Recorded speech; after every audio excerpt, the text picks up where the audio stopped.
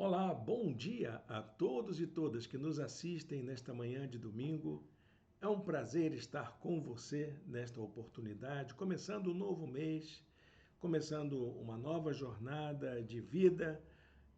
Estamos caminhando para metade do ano de 2024.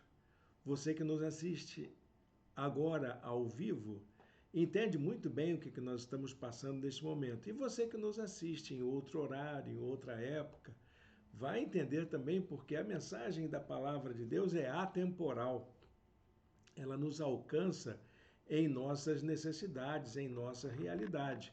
E eu convido você a partilhar desse momento com a gente, acompanhando esse estudo bíblico que estamos realizando já há algum tempo, fazendo essa jornada tão importante que é estudar a palavra de Deus. Eu convido você a baixar a apostila que está disponível. Você encontra essa apostila em nosso blog. O endereço do blog está aqui embaixo, nas descrições do vídeo. Eu também tive o cuidado de colocar no chat. Se você nos acompanha ao vivo, pode baixar aí, clica no link que eu compartilhei e você vai ter acesso gratuito à apostila. Ela já está atualizada com a lição que estaremos apresentando hoje.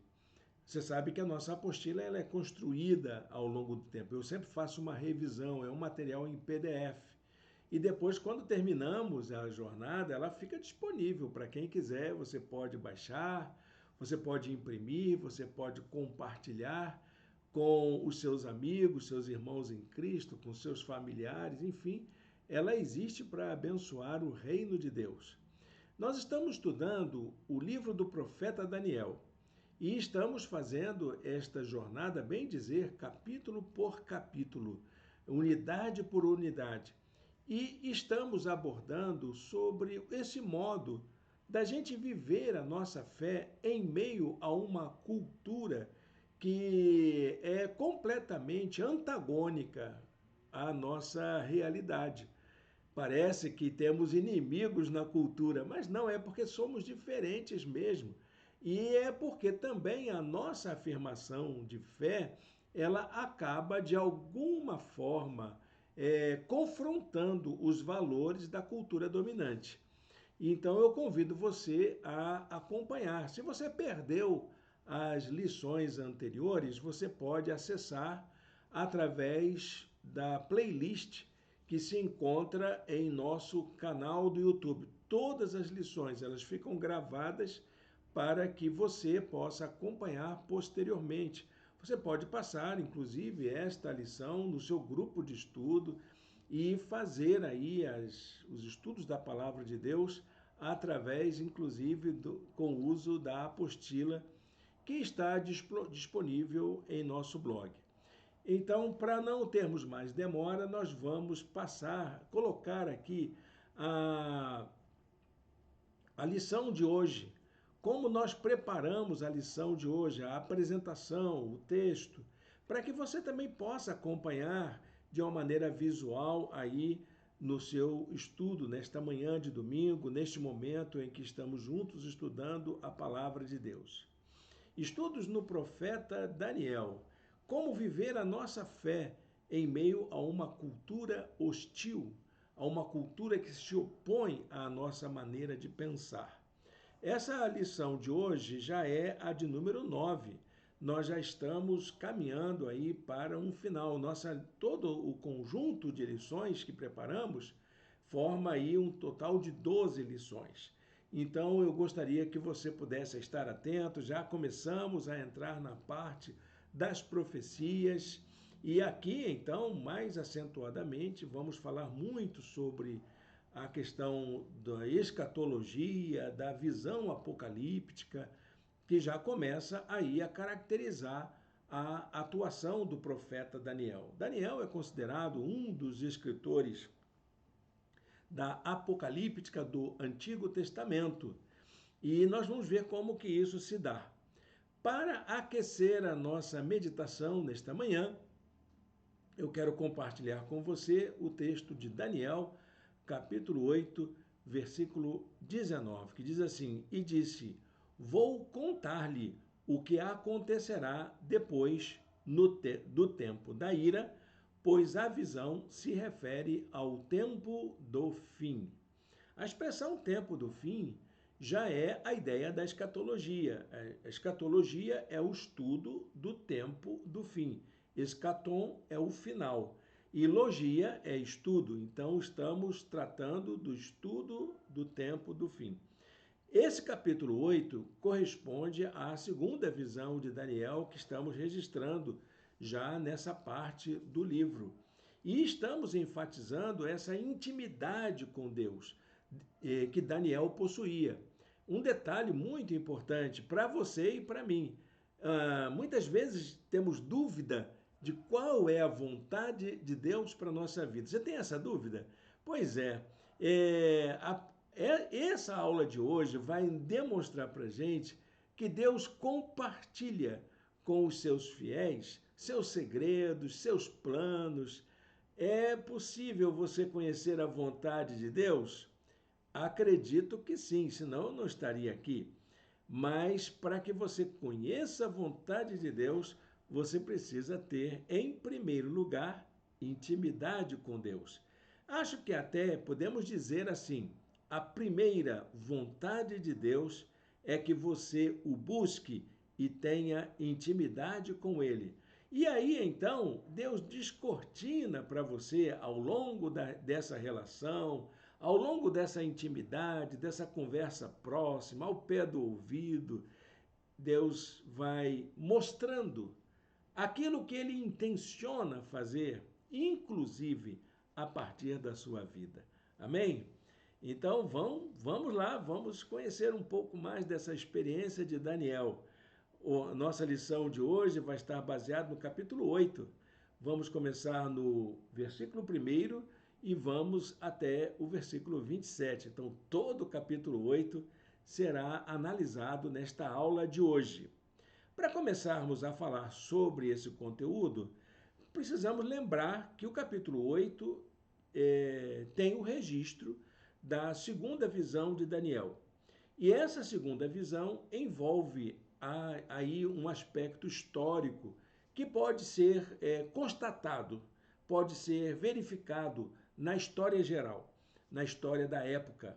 Então, é preciso que a gente esteja atento a esse detalhe. Como já vimos em algumas lições anteriores, os propósitos de Deus se realizam na história humana, nunca fora dela. Ela é dentro da história humana. Deus trabalha em meio à nossa história para que os seus propósitos eternos se concretizem. E nesta revelação, neste momento da visão de Daniel, nós vamos verificar que Deus se faz presente dentro dos momentos históricos também que envolvem os impérios Medo-Persa e o Império Grego. E é muito importante a gente entender isso. Então, meu querido, minha querida, para a gente estudar este capítulo, nós vamos precisar ter alguma informação do período que envolveu esses dois grandes impérios, o Império Medo-Persa e o Império Grego. O que tem uma coisa a ver com a outra? Já já você vai entender. Então, essa visão que Daniel tem vai ocorrer mais ou menos 2 anos depois. Ele mesmo diz isso. A visão anterior aconteceu no primeiro ano do rei Belsazar e a visão de agora, 3 anos depois, né? Ou no terceiro ano. Isso quer dizer um intervalo de 2 anos. E ele fala sobre isso, né? Aquela mesma que nós estudamos na aula passada, no capítulo 7. Na nossa lição é a nossa aula de número 8. Se você quiser conferir, vai lá na playlist, dá uma olhadinha, reveja essa lição, que ela é muito importante para entender a continuidade aqui. Daniel diz assim: no terceiro ano do reinado do rei Belsazar, eu, Daniel, tive outra visão, depois da primeira. Então ele é muito didático, né? Ele é muito cuidadoso em falar sobre a sequência dessa visão que ele tem. A referência é que ele se encontrava na cidade de Suzã. Suzã era a capital do Império do Elão. E o versículo 2 demonstra muito a importância daquele centro de poder. Ele chama esta cidade de uma cidadela. O que é uma cidadela? É uma cidade fortificada, uma cidade cercada por muros, onde tem aí pontos de observação para proteger a cidade. Era uma cidade fortificada com muros, mas também com guaritas, sentinelas e pessoas observando o tempo todo. Então, essa cidade, ela tem uma importância muito grande para a história do Irã, o atual país do Irã, porque foi nela em que o grande imperador Xerxes transformou nesta cidade fortificada. Tudo isso por volta do ano 490 da era cristã. Ela serviu como capital do Império Persa posteriormente. É importante a gente também ver a maneira como Daniel cita a civilização do Elão. O Elão, juntamente com outras civilizações antigas, faziam parte das primeiras comunidades humanas que aprenderam ou construíram a vida em uma cidade, desenvolveram a dimensão urbana. Eram os elamitas e também os cimérios. Essas duas civilizações são muito importantes porque elas são pré-babilônicas e formaram essa grande civilização, essa grande história dos povos mesopotâmicos, os persas, principalmente, os babilônicos, que vieram posteriormente. Então, era uma das civilizações mais antigas da humanidade. Ela desapareceu porque quando o Império Medo-Persa se destacou, se expandiu, então a tendência foi essa civilização ser derrotada e ser suplantada. E, inclusive, o idioma que eles falavam desapareceu completamente. A origem, muito da origem da linguagem humana, das primeiras expressões linguísticas da humanidade, se encontra entre os cimérios e os elamitas. Se você gosta de história geral, está aí um prato maravilhoso para você se deliciar. Então, a análise desse capítulo precisa ser acompanhada dos fatos que envolvem a história dos povos mesopotâmicos, desde a origem, né, que vai lá desde os sumérios, os elamitas, passando pelos medo-persas, até a ascensão do Império Grego. Essa história que está registrada no capítulo 8 de Daniel abrange um período que vai do século VI ao século II, antes da Era Comum, que é o antes de Cristo, né? Antigamente, como se falava, hoje na vida acadêmica se usa a expressão antes da Era Comum, que é a que nós utilizamos aqui na nossa aula para acompanharmos a linguagem dos estudos contemporâneos. Então, eu gostaria que você desse uma olhada. Se você tem um compêndio de história geral, dá uma lidinha lá, vai ser muito interessante você estudar sobre essas civilizações e como foi dada a sucessão dos poderes, as conquistas, a importância da organização social, política, jurídica desses povos que ajudaram a humanidade a chegar até onde chegou.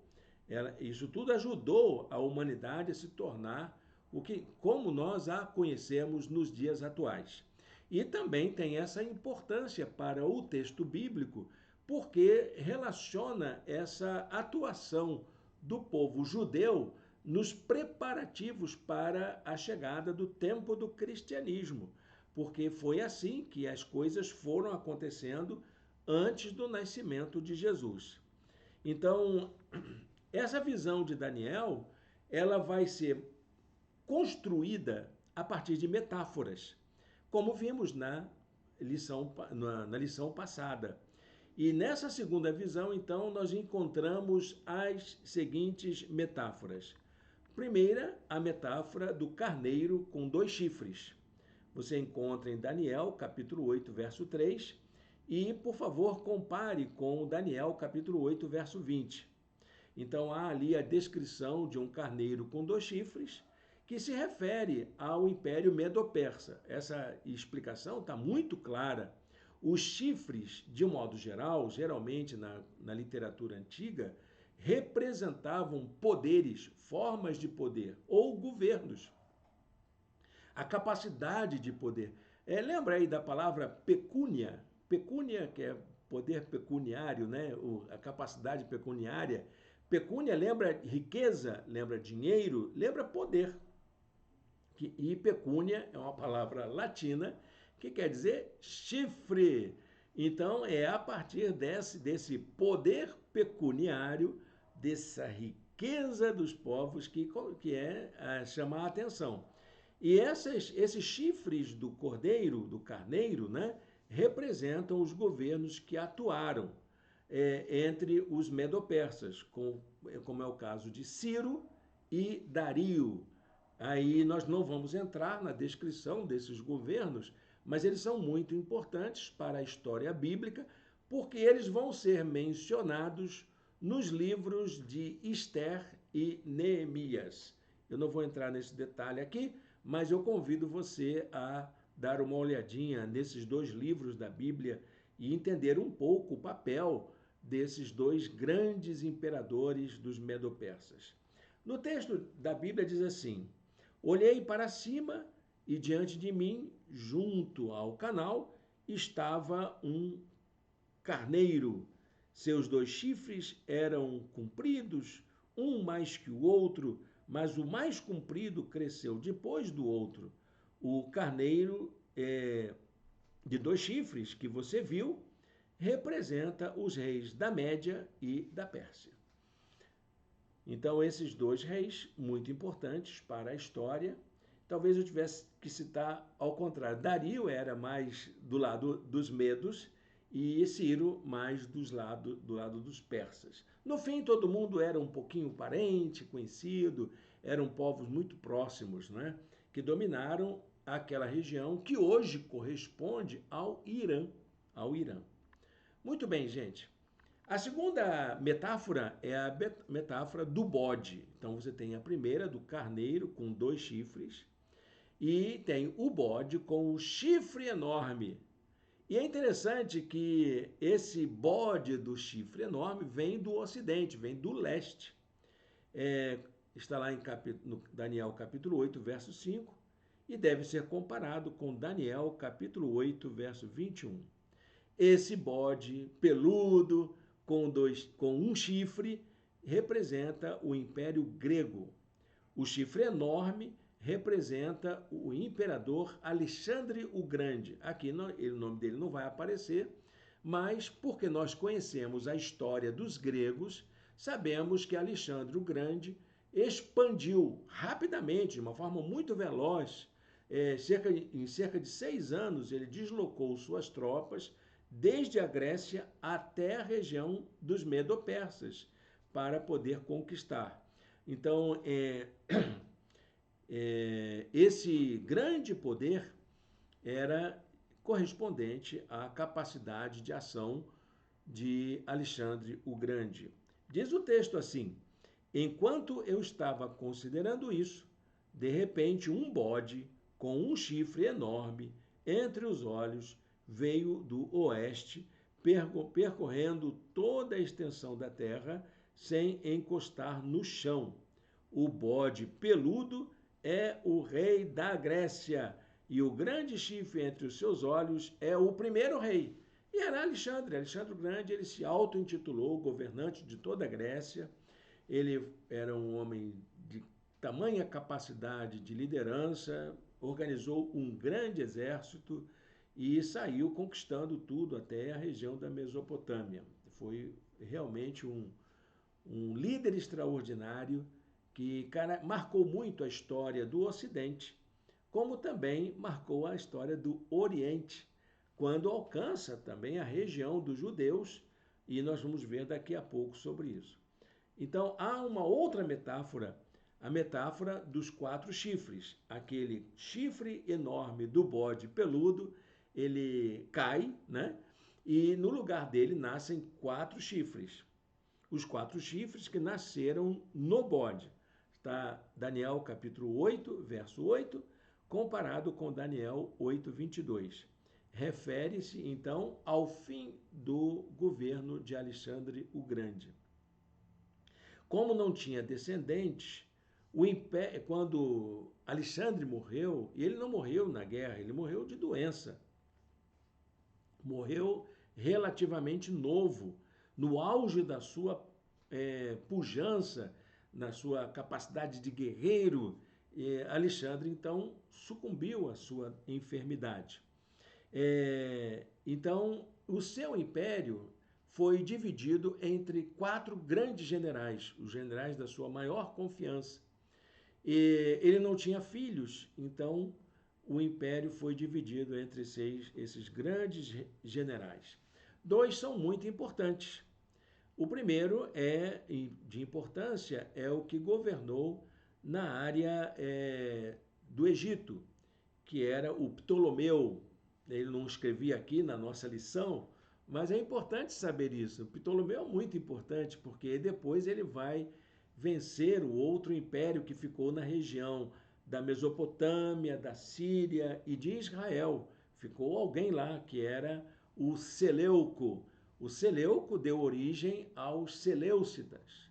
E Ptolomeu deu início ao império, ao domínio dos Ptolomeus.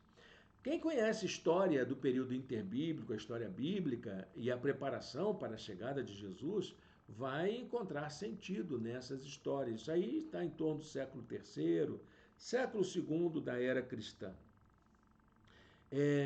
Esse período, então, em que afeta a profecia de Daniel, é conhecido como o domínio seleucida.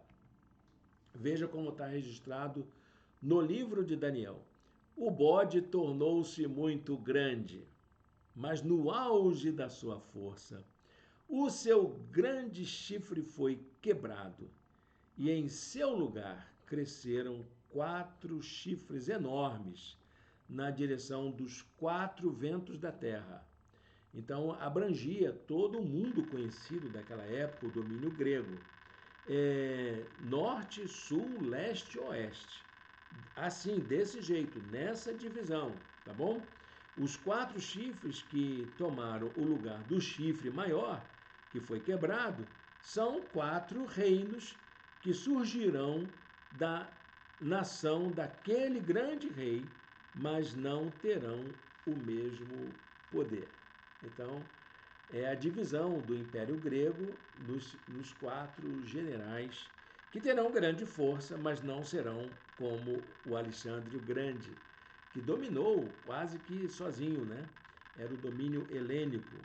Ainda uma quarta metáfora que podemos encontrar nesse capítulo 8 é de um dos 4 chifres, aquele que afeta muito mais o domínio entre os mesopotâmicos e os judeus, que é o Império Seleucida, o chifre que cresceu em direção ao sul e ao leste. Daniel capítulo 8, verso 9, comparado com Daniel capítulo 8, versos 23 a 25. Refere-se a Antíoco IV Epifânio, que era o nome do principal sucessor do Seleuco, era da dinastia Seleucida. Então, acho que ele era bisneto do Seleuco e se tornou um grande governante, tanto para o bem quanto para o mal. E dentro do governo de Antíoco IV, o Epifânio, ele promoveu muitas maldades contra os judeus. E foi nesse período que em Jerusalém, já os judeus já tinham vindo para Jerusalém, lembram disso? Na época de Neemias e tal, já tinham se instalado em Jerusalém e estavam promovendo a reforma do templo, a reconstrução do templo. E essa época corresponde, então, ao domínio macabeu, a resistência judaica dominada pela família dos macabeus. Uma história muito bonita, por sinal. Aliás, na Bíblia católica tem um livro que nós protestantes consideramos como apócrifo, mas ele é de uma importância histórica muito grande, que é o livro dos Macabeus. Aliás, são 2 livros dos Macabeus. Vale a pena dar uma lida. Não é pecado ler livro apócrifo, não, tá, meu irmão? É livro de história, livro muito importante para você entender esse mover de Deus na direção da revelação de Cristo. É muito importante. E a resistência dos Macabeus, ela traz muita lição sobre essa coisa de vencer a opressão, de vencer a maldade e até que ponto nós podemos resistir com a nossa fé. Mas não é o nosso assunto aqui, não é? Então, refere-se a Antíoco IV Epifânio, que governou durante o domínio Seleucida. Ele foi um governante excêntrico, que exerceu seu poder entre 175 e 164 antes da Era Comum na Síria. A sede do governo dele era na Síria. Diz o texto assim: de um deles saiu outro chifre, que começou pequeno, mas cresceu em poder na direção do sul, do leste e da terra magnífica, que é a terra da promessa, é Canaã.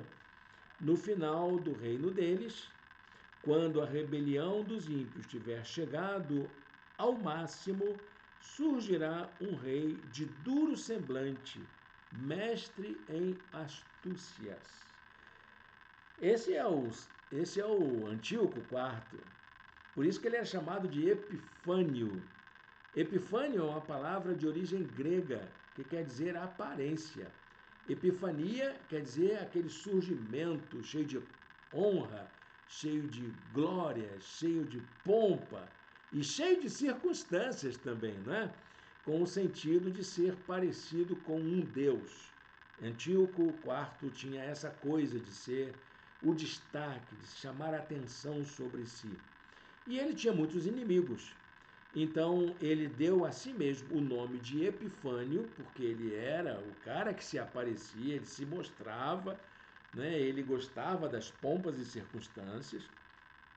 Mas os seus inimigos, os seus opositores, faziam um jogo de palavras.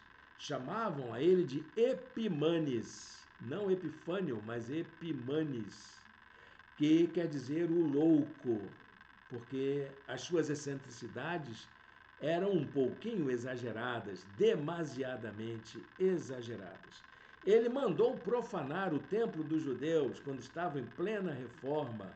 E ali Judas, o pai dos Macabeus, ele tinha 5 filhos, ele não pensou 2 vezes, né? Estava lá o velho, então a guarda de Antíoco forçou aquele idoso, né, que estava trabalhando na reforma do templo, forçou a que profanasse o santuário e prestasse culto a Epifânio.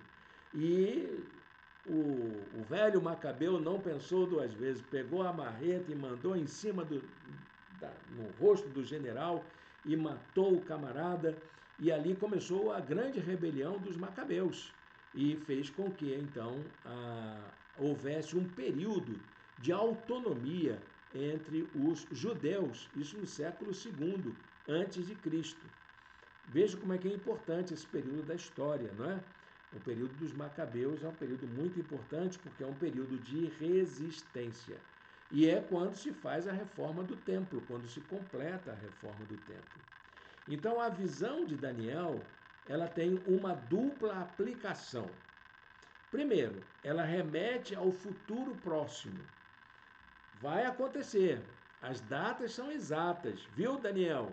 Viu, meus irmãos, minhas irmãs? Aquelas perspectivas que os nomes são dados, os eventos são ali salientados, mas também não só preso àquela época, mas também aos propósitos eternos de Deus. Diz a palavra de Deus assim: Filho do homem, saiba que a visão refere-se aos tempos do fim. não é só para daqui a pouco, não é só para agora, o aqui e agora, o circunstancial, não é só para o histórico, mas é para o eterno, para tudo que Deus está preparando para a história da humanidade. E esse papel dos judeus ele é muito importante para compreender esse momento. Então, o domínio de Antíoco IV Epifânio tem um sentido escatológico. Aquela figura ela é uma expressão de todas as adversidades que a fé, inclusive a fé cristã, irá enfrentar dali para frente até o dia do juízo final, até quando houver a consumação da história, ali no fim dos tempos, que abrange aquilo que nós iremos estudar mais tarde. E se você quiser ser um estudioso desse assunto, pode fazê-lo. Nós temos inclusive um material muito rico sobre o estudo do Apocalipse. Ele está em nossa lista, tem uma playlist em nosso canal do YouTube, tem uma apostila em nosso blog sobre o livro do Apocalipse, para você compreender nessa mesma perspectiva histórica que nós estamos desenvolvendo aqui. Então, o domínio de Antíoco IV Epifânio tem um sentido escatológico, cujas expressões se referem aos acontecimentos do fim dos tempos, que lembra bem a perspectiva da escatologia cristã. E você vai encontrar o suprassumo dessa escatologia, que é o livro do Apocalipse. Tem outros textos no Novo Testamento, tá bom, gente? A escatologia cristã não é só o Apocalipse, ela tem outros textos que precisam ser analisados, como parte do Evangelho de Mateus, capítulo 24 e 25, Evangelho de Marcos, capítulo 13. Nós vamos encontrar a primeira carta aos Tessalonicenses, a segunda carta aos Tessalonicenses, a carta de Judas, o final da carta de Pedro. Enfim, tem várias passagens que precisam ser bem analisadas para que nós tenhamos uma visão ampla do que é a escatologia cristã. E Daniel é um precursor dessa escatologia. Ele é importantíssimo para nós entendermos essa escatologia cristã que vai se apresentar no Novo Testamento. Então, esse período em que Daniel está falando, que é o tempo em que Antíoco vai atuar como se fosse um anticristo, como se fosse uma besta, né? Besta no sentido literal, inclusive, não é, gente? Então, nesse tempo, é considerado como o tempo da ira. Inclusive, os judeus chamam esse período como o tempo da ira, compreendido como um período de tempo. Os judeus pensavam assim: por que a gente vai passar por isso? Porque Deus está nos corrigindo. Deus está passando a limpo a nossa história para que a gente possa voltar a ser o seu povo prometido. Então, havia alguns acontecimentos que trouxeram entristecimento para Deus.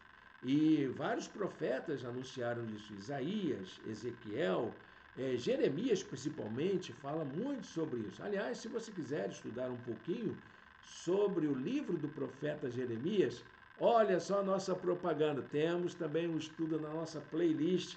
Você acha aqui no canal do YouTube um estudo, e no nosso blog tem uma apostila escrita gratuitamente para você entender. Tem alguns profetas menores também que atuaram nessa dinâmica. Então, de maneira que a gente pode ter uma visão bem abrangente. Se você quiser estudar nessa mesma linha que estamos estudando, você pode encontrar outros materiais que lhe ajudarão a ter uma compreensão, uma interpretação mais realista desses acontecimentos. Então, a profecia de Daniel está mais diretamente relacionada com aquilo que se conhece como apocalíptica judaica, ok? Ela ajuda a gente a compreender a apocalíptica cristã, mas ela é ligada à apocalíptica judaica. Tem uma abordagem voltada para dois elementos muito importantes da apocalíptica judaica: A primeira, a restauração de Israel. Isso é da apocalíptica judaica, não é cristã. Então não transponha isso para o cristianismo. Eram os judeus que acreditavam que no tempo do fim haveria a restauração de Israel. E havia também a promessa do Messias. E nós sabemos, como cristãos, que o Messias é Jesus. E sabemos também que a restauração de Israel, ela se deu com a igreja. Meu querido cristão, minha querida irmã, meu querido estudioso, a igreja de Jesus, não uma instituição chamada com denominação, nada disso. É a comunhão dos santos. A igreja dos santos, a comunidade dos santos, ela é a restauração de Israel. Se nós falamos de Israel bíblico hoje, o Israel bíblico é a igreja de Jesus. Ok? Não é o Israel político, que aí na história da política contemporânea ressurge o Estado de Israel. Esse Estado de Israel, ele tem a sua importância sociopolítica, geopolítica, mas não é o Israel bíblico do Novo Testamento. O Israel bíblico do Novo Testamento é a Igreja de Jesus. É o Israel de Deus, né? Que somos nós. Igreja de Cristo na face da terra. O conjunto de todos e todas que seguem Jesus e reconhecem Jesus como seu único e suficiente Salvador. Então, se nós tivermos que transportar a apocalíptica judaica para dentro da fé cristã, teríamos que entender dessa forma. Restauração de Israel corresponde ao que mesmo? A igreja de Jesus. E a promessa do Messias, a chegada, a encarnação de Cristo, a vida de Jesus como o Messias enviado de Deus para salvar a humanidade. Tá ok, gente? É essa maneira de compreender que a gente precisa corrigir. Tem uma falhazinha aí em muitas teologias evangélicas que a gente precisa colocar em ordem na nossa maneira de pensar. E qual a importância, então, de Daniel? Nessa época em que Daniel registra esses fatos, surge uma literatura. E essa literatura tinha por objetivo fortalecer o povo judeu para resistir e perseverar até a chegada do Messias. Você entendeu, gente? Qual era a importância dessa literatura? Chamada literatura apocalíptica. A apocalíptica judaica constituiu um tipo de texto, de narrativa, de produção intelectual que ajudava, e tinha por propósito ajudar o povo a resistir com esperança, a ter esperança na redenção, nessas promessas, a fim de preparar o povo para a chegada do Messias, no ponto de vista judaico. Tá bom, gente? Então, a chamada literatura apocalíptica judaica possui uma mensagem de esperança. E nisso, a apocalíptica judaica se assemelha ao apocalipse cristão, que foi escrito por João para trazer esperança a quem estava sendo perseguido, cuja essência pode ser também encontrada no Apocalipse de João, direcionada aos cristãos em tempos de dura perseguição. Ok?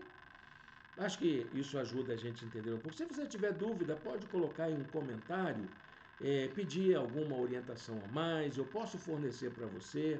Se você quiser, vai lá nessas apostilas que eu mencionei, que está em nosso blog, vai ajudar você a compreender bastante coisa sobre a apocalíptica. Então, elementos escatológicos que envolvem a fé cristã. Vamos ver algumas coisas aqui importantes, viu?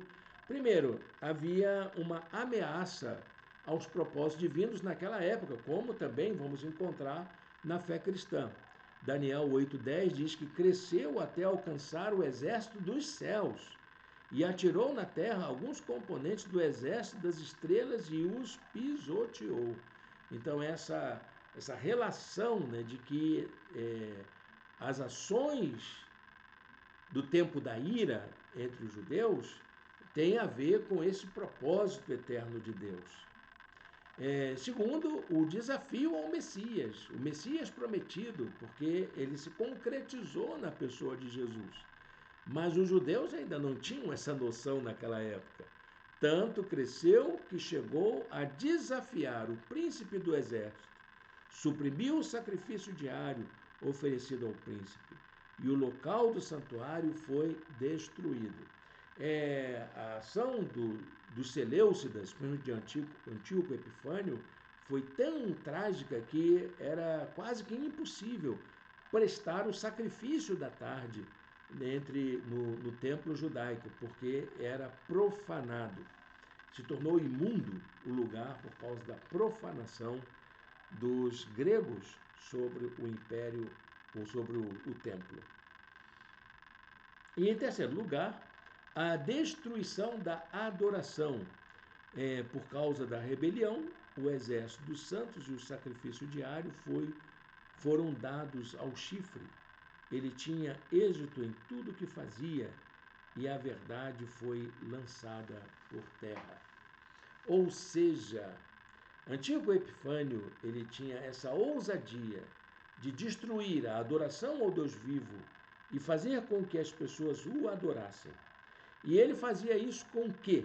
Com um jogo de mentiras, com fake news, com informações deturpadas, com um discurso enganoso, com falsas simetrias. Essas coisas que a gente, como crente, está conhecendo muito bem dentro da vida política do nosso país e do mundo. Como que os poderes da maldade fazem uso desse tipo de artifício, transformando aquilo que é mentira como uma semelhança de verdade. Precisamos ter muito cuidado com isso, meus irmãos e minhas irmãs, porque é assim que Satanás atua, é assim que o diabo atua, é assim que a maldade prospera.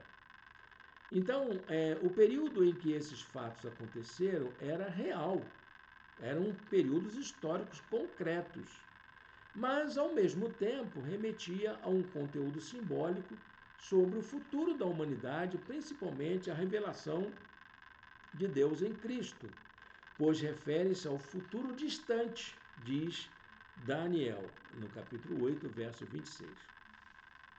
Há um tempo em que essas coisas vão acontecer, que vai ter aí uma ação concentrada dessa operação da maldade. Tempo de 2.300 dias. Matematicamente equivale a um período aí de um pouco mais de 6 anos. 6 anos e 3 meses, se você quiser ser exato aí. E é interessante que esse período, ele é tão exato, tão real, que corresponde ao período em que Antíoco IV Epifânio impôs aos judeus uma dura perseguição entre os anos 175 e 164, antes da Era Comum. Olha, foi algo duro, principalmente depois de 170. Foi duro de se entender. E daí surgiu, então, a resistência dos macabeus. Então, ele me disse, isso tudo levará 2.300 tardes e manhãs. Então, o santuário será reconsagrado.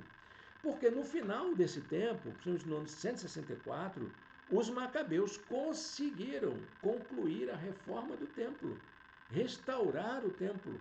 E daí, então, o fortalecimento dos judeus para retomarem a sua vida como uma nação independente. Não por muito tempo, porque logo depois vieram os romanos. Então, aguardar aí um pouco, porque a coisa não vai ficar boa para eles, não.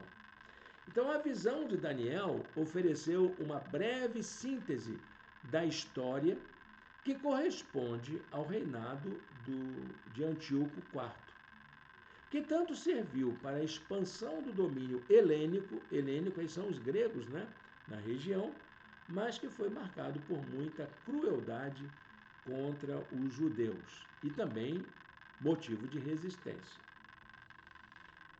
Se levantará um rei, diz Daniel, versículos 23 e 24. Se levantará um rei feroz de cara e será entendido em adivinhações. Ou seja, ele sabia enganar as pessoas. E se fortalecerá a sua força, mas não pelo seu próprio poder, e destruirá maravilhosamente, e prosperará, e fará o que lhe aprouver, e destruirá os fortes e o povo santo. Ou seja, os judeus serão massacrados. Vão sofrer muito, uma perseguição nunca vista na história de Jerusalém, na história de Israel naquela época. Então, esse modo de governar, que era um modo tirânico, um modo despótico, né, pode ser associado à atuação de muitos outros líderes ao longo da história, muitos outros regimes de poder que promoveram toda sorte de maldade, quer seja contra judeus, quer seja contra cristãos, contra a justiça, contra a verdade, contra a dignidade humana em todas as épocas. É uma forma de poder que é enganoso e de grande capacidade de destruição. Daniel 8:25, na versão antiga, diz assim, a revista e atualizada de Almeida: por sua astúcia nos seus empreendimentos, fará prosperar o engano. No seu coração se engrandecerá e destruirá a muitos que vivem despreocupadamente. Não está se importando com isso, não é, meu irmão? Pode ter certeza que quem não gosta, se você não gosta dessas relações de poder na sociedade, tem quem goste. E isso pode ter certeza que ele vai fazer com muito gosto o seu domínio. Então, nesse tempo, Jerusalém foi invadida, dominada e o templo profanado por Antíoco Epifânio, as tropas de Antíoco Epifânio. Nesse mesmo período, houve a resistência judaica liderada pelos Macabeus, que era uma família, que não vamos tratar aqui agora, porque não é assunto do nosso livro, que, entre outras restaurações, promoveu a reforma do templo. Então, o que essa perspectiva, o que a gente aprende com essa abordagem histórica de Daniel? O que ela nos aponta? Em primeiro lugar, aponta o fato de que Deus sempre nos dá discernimento para entender os seus propósitos. Esse discernimento tem a ver com a compreensão das eras, dos tempos, da história. É preciso que tenhamos capacidade para compreender o modo como Deus conduz a vida humana e como os seus propósitos se concretizam na história. Deus está presente, apesar de toda a tragédia que o mundo tem enfrentado, Deus está presente, ativo no mundo, Ele está cuidando das pessoas, Ele está fazendo com que a vida, de um modo geral, apesar de todas as suas incompreensões que nós temos, a vida caminha até os seus propósitos. Discernir é o quê? É o mesmo que compreender. Então, para isso, precisamos conhecer a história, mas também precisamos conhecer um pouco de teologia, revelação divina. A gente precisa entender isso. Diz o texto de Daniel assim: enquanto eu, Daniel, observava a visão e tentava entendê-la, diante de mim apareceu um ser que parecia homem, e ouvia a voz de um homem que vinha do Ulai. Gabriel, dê a esse homem o significado da visão. Em segundo lugar, Deus nos consola. Deus sempre consola a gente. No meio da tragédia, no meio da dor, no meio da luta, da perseguição, Deus nos consola e fortalece com esperança. Em um primeiro momento, a revelação dos fatos relativos à escatologia podem até nos causar angústia e medo, mas Deus sempre nos conduz a lançar um olhar para mais além, para o futuro que Ele está preparando, marcado pelos novos céus e a nova terra. Enquanto Ele falava comigo, caí prostrado, rosto em terra, e perdi os sentidos. Então ele tocou em mim e me pôs em pé. É isso que o Senhor faz. No meio da angústia, o Senhor nos coloca de pé. Ele nos dá força para seguirmos adiante. Terceiro lugar, Deus tem o futuro em suas mãos. O meu futuro, o seu futuro, o futuro da humanidade está nas mãos de Deus. Deus é aquele que conhece os nossos amanhãs. Ele é o único que conhece o nosso futuro. Ninguém mais é capaz de fazer isso, pelo fato de que é Ele quem trabalha no nosso futuro, para o nosso bem no nosso futuro. A falta de conhecimento que temos a respeito do nosso futuro causa ansiedade. Aliás, ansiedade é isso. Ansiedade é excesso de futuro. Depressão é o contrário, é o excesso de passado. Mas o excesso de futuro é a ansiedade. Mas o fato de que Deus está trabalhando pelo nosso futuro, isso nos consola, nos traz conforto. Diz o texto: a visão das tardes e das manhãs que você recebeu é verdadeira. Sela, porém, a visão, pois refere-se ao futuro. Deus está trabalhando no nosso futuro. Pode ser distante, pode ser lá longe, mas Ele está trabalhando no nosso futuro. Em quarto lugar, Deus sempre nos encoraja para que possamos experimentar seus propósitos em nossa vida. A perspectiva escatológica tem como um dos seus objetivos nos fortalecer para que vivamos o nosso presente com confiança. O que a gente faz hoje tem reflexos na eternidade, no nosso futuro. Por isso, é muito importante que passemos e que possamos oferecer o melhor de nós mesmos em todas as circunstâncias da vida. Eu, Daniel, fiquei exausto. Acho que a gente ficaria também, né? Nossa, que coisa mais terrível a gente saber como é que isso tudo vai acontecer. Fiquei exausto e doente por vários dias. Depois levantei-me e voltei a cuidar dos negócios do rei. Fiquei assustado com a visão. Estava além da compreensão. Muito bem, gente. Como é que a gente aplica isso tudo na nossa vida? O que nós temos a aprender com essa grande lição da profecia de Daniel? Bom, gente, olha só. Quando a gente fala de escatologia, a primeira reação da gente é ter medo, né? Quem é que não tem medo da tragédia futura? Mas o Senhor nos disse para que a gente não ficasse com medo, mas aguardasse com confiança, porque Ele viria libertar o seu povo. Os fenômenos escatológicos não são para nos causar medo ou insegurança quanto ao nosso futuro. Eles servem para nos fortalecer e nos encorajar para uma vida melhor no presente, com a certeza de que o melhor de Deus para a nossa vida ainda está por vir. Você acredita nisso? O melhor de Deus para a sua vida ainda está por vir. Amém? Por isso que o apóstolo Paulo dizia aos Tessalonicenses, quando ele fala da escatologia: consolem-se uns aos outros com essas palavras. Olha, meu irmão, Deus está preparando o melhor para você. Isso te consola? Amém, porque consola a mim. Deus está preparando o nosso futuro e Ele é bom, Ele está lá e é possível a gente confiar nas suas promessas. Amém? Amém, meus irmãos, minhas irmãs. Feche seus olhos, fale com Deus. Vamos orar ao Senhor agora.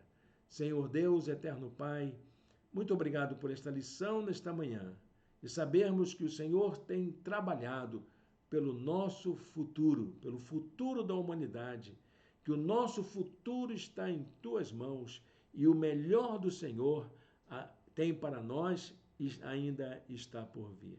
Consola, ó Deus, o teu povo, fortalece o teu povo, traz alegria e paz para o teu povo, no nome de Jesus. Amém e amém. Amém, meu irmão, minha irmã. Muito obrigado pela sua companhia. Espero que você esteja aí aprendendo bastante, entre em contato com a gente, qualquer coisa que precisar, estamos às ordens. Um aviso, logo mais nós teremos a nossa reunião online, não teremos presencial, tá bom, gente? Pelo fato de que estamos numa atividade de família, eu e minha esposa, e não conseguiremos chegar a tempo para a reunião da noite. Como não preparamos nada, então solicitamos aos irmãos uma pausa em nossa atividade presencial neste domingo. Então a nossa ceia do Senhor foi transferida para o próximo domingo, no segundo domingo de junho, teremos a ceia do Senhor e a retomada de nossas reuniões presenciais. Amém? Deus o abençoe, um domingo de paz e de alegria na presença do Senhor.